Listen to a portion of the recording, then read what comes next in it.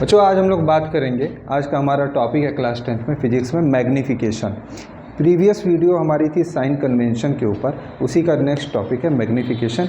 तो अगर आपने प्रीवियस वीडियो नहीं देखा तो एक बार देख कर आइएगा, तब आज आपको अच्छी अंडरस्टैंडिंग मिलेगी।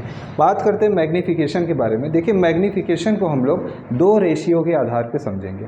पहला रेशियो हम लोग लेंगे हाइट का और दूसरा लेंगे डिस्टेंस का। आइए चलिए बात को आगे बढ़ाते हैं। मैग्नीफिकेशन देखिए, पहला रेशियो जो हम लोग ले रहे हैं, image height to the height of object, image height to the height of object. और ये जो रेशियो है हमको क्या है, ये मैग्नीफिकेशन है। मतलब मैग्नीफिकेशन हमको ये बताता है कि अब जो हमारा इमेज बना वो ऑब्जेक्ट की तुलना में बड़ा है, छोटा है या उसके बराबर है।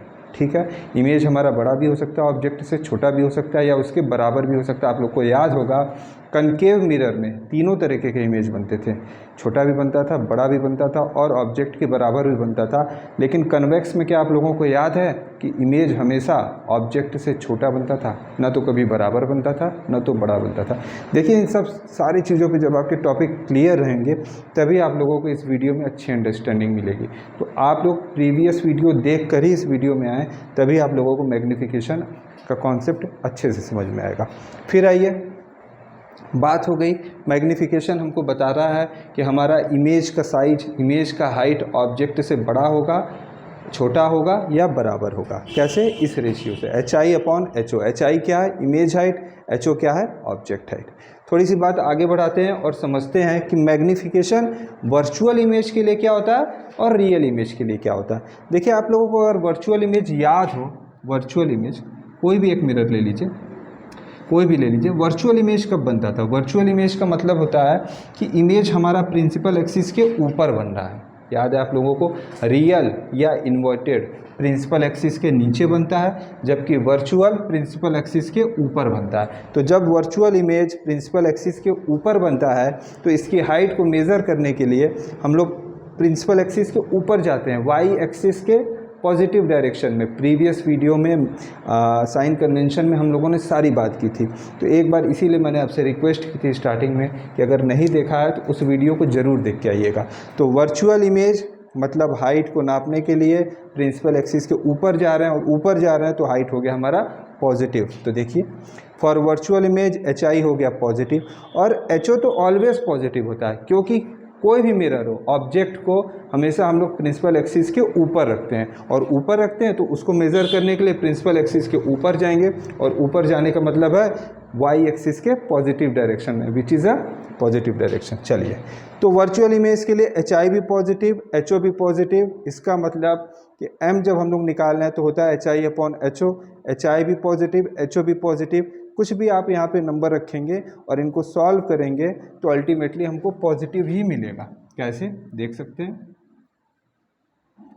देखिए अगर हम लोग रख दें M बराबर HI पॉजिटिव लेना है, मान लीजिए +4 ले लें, HO पॉजिटिव लेना है +2 ले लें, ये कट जाएगा और फिर से आएगा 2 जो कि होगा प्लस का, तो M हमारा हो गया +2। यानी यहाँ से एक बात तो पक्की हो गई कि वर्चुअल इमेज के लिए हमारा जो M होगा वो पॉजिटिव होगा। अगर वर्चुअल इमेज के लिए M पॉजिटिव हो रहा है तो पक्की बात है रियल इमेज के लिए M निगेटिव होगा। ठीक है, क्योंकि वर्चुअल और रियल आपस में कुछ अपोजिट नेचर के होते हैं। वर्चुअल के लिए M पॉजिटिव तो पक्की बात है रियल के लिए M निगेटिव। रीज़न, इस बात को समझते हैं हम लोग। देखिए अब हम लोग बात कर रहे हैं रियल और इन्वर्टेड की। आप लोगों को याद होगा रियल और इन्वर्टेड, कॉन्वेक्स तो बनाता नहीं, बनाता कौन है? कनकेव ऑब्जेक्ट रहा और ये बना हमारा इमेज। जब इमेज प्रिंसिपल एक्सिस के नीचे बनता है तो उल्टे को बोलते थे कि इन्वर्टेड, और इन्वर्टेड के साथ क्या बनता है? रियल, क्योंकि रेस खुद कटती थी, हमारा कोई कंट्रीब्यूशन नहीं होता था उसमें। तो बात समझिए, M negative then image is real. तो देखिए HI इमेज हाइट, अगर इमेज नीचे बन रहा है तो प्रिंसिपल एक्सिस के नीचे मेजर करने के लिए नीचे आना पड़ेगा, और नीचे का डायरेक्शन मतलब वाई का निगेटिव डायरेक्शन, इसीलिए HI हमारा क्या हो जाता है? निगेटिव हो जाता है। और ऑब्जेक्ट तो हमेशा ऊपर रहता है तो HO क्या हो गया? पॉजिटिव। ये क्वांटिटी जब आप सॉल्व करेंगे तो अल्टीमेटली हमको M क्या होगा? निगेटिव मिलता है। कैसे मिलता है इस बात को भी आप देखिए समझ सकते हैं। इस तरह समझ लीजिए कि मान लीजिए ऊपर कोई निगेटिव क्वांटिटी है, मान लीजिए -4 है, नीचे कोई पॉजिटिव क्वांटिटी है, मान लीजिए +2 है, आप इसको काटेंगे तो आपको मिलेगा -2, m निगेटिव। तो बात पक्की हो गई कि वर्चुअल के लिए m पॉजिटिव तो रियल के लिए m निगेटिव। इस बात को आप लोग ध्यान में रखेंगे। ये तो रहा हमारा पहले रेशियो के आधार पे, ठीक है।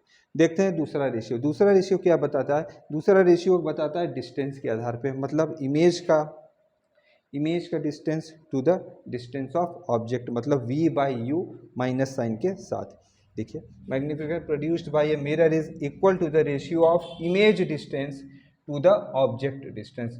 जब टू द ऑब्जेक्ट डिस्टेंस बोलता है तो उसको नीचे रखा जाता है, मतलब ऑब्जेक्ट डिस्टेंस बोला तो ऑब्जेक्ट डिस्टेंस हम लोग को पता है u से डिनोट करते हैं, जबकि इमेज डिस्टेंस को v से डिनोट करते हैं। तो m इज इक्वल टू हो गया -v/u, और पहला हमारा जो एक्सप्रेशन था दैट वाज hi/ho, ये भी m के बराबर, ये भी m के बराबर, मतलब ये दोनों आपस में बराबर।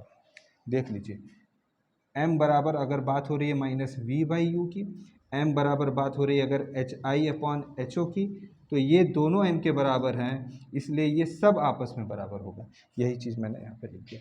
तो क्वेश्चंस के अकॉर्डिंग अगर हमारा क्वेश्चंस में न्यूमेरिकल्स में डेटा हाइट में नहीं दिया हुआ है, डिस्टेंस में दिया है, तो हम लोग ये दोनों यूज़ कर लेंगे। अगर मान लीजिए डिस्टेंस में न देखे हाइट में दिया है, तो हम लोग इसको इसके साथ यूज़ कर लेंगे, ठीक है। तो ये इकट्ठे हमने लिख दिया है ताकि आप लोग समझ जाइए, ठीक है। तो कभी भी ये देखिए 3 है, 1 2 3, 3 में से 2 दिया रहेगा, तीसरी क्वांटिटी हम लोगों को निकालनी होगी। देखिए 1 2 3, इन 3 में से 2 दिया रहेगा, तीसरी निकालनी है। तो कोई भी 3 क्वांटिटी में से 2 का हम लोगों को वैल्यू दिया रहेगा, और क्वेश्चंस के अकॉर्डिंग हम लोग अपने रिलेशन को लगा लिया करेंगे।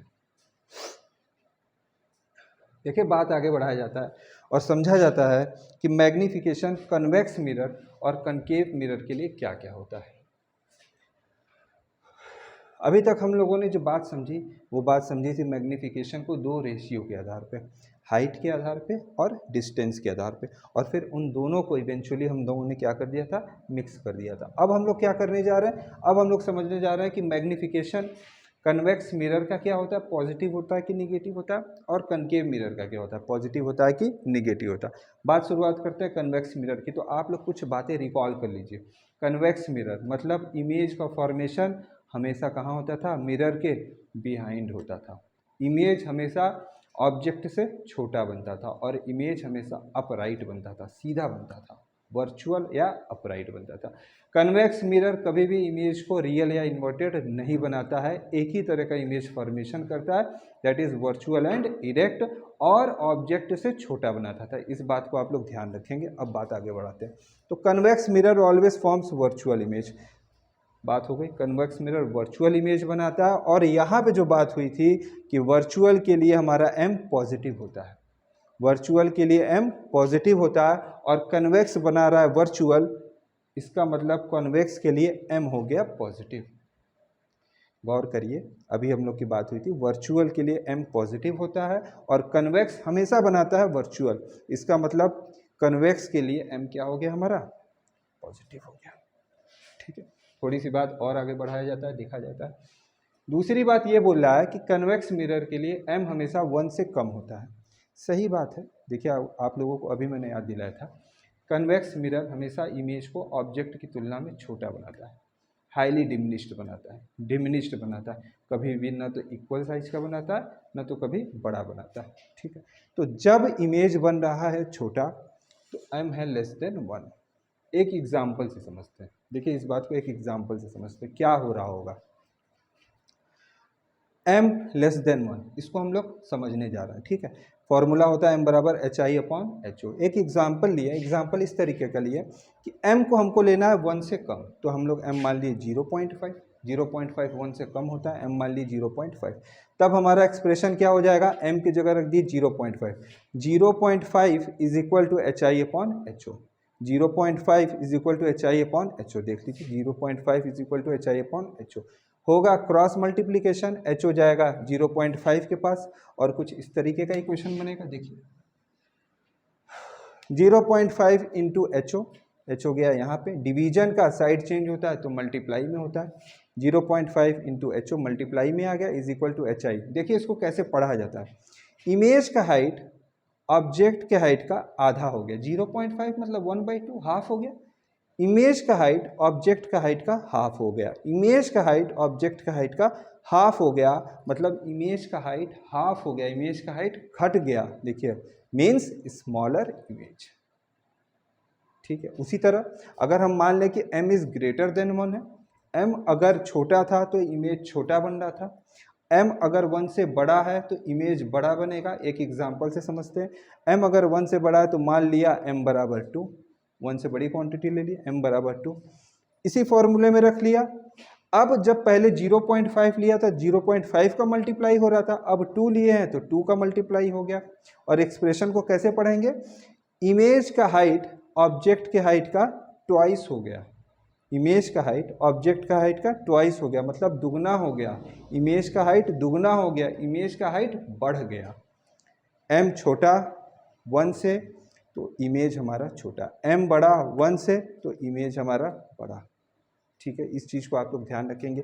और एक केस और होता है थर्ड, कि जब m 1 के इक्वल हो जाता है। m को हमेशा 1 के कॉन्टेक्स्ट में लेते हैं, 1 से छोटा, 1 से बड़ा या 1 के बराबर। 1 के बराबर में क्या होगा, देखिए अगर m 1 हो गया तो ho आएगा 1 के पास, और 1 में किसी भी क्वांटिटी का मल्टीप्लाई कर दिए, क्वांटिटी चेंज नहीं होती है, तो ho बन जाए ho हो गया, ho बराबर hi, मतलब ऑब्जेक्ट का height is equal to image का हाइट।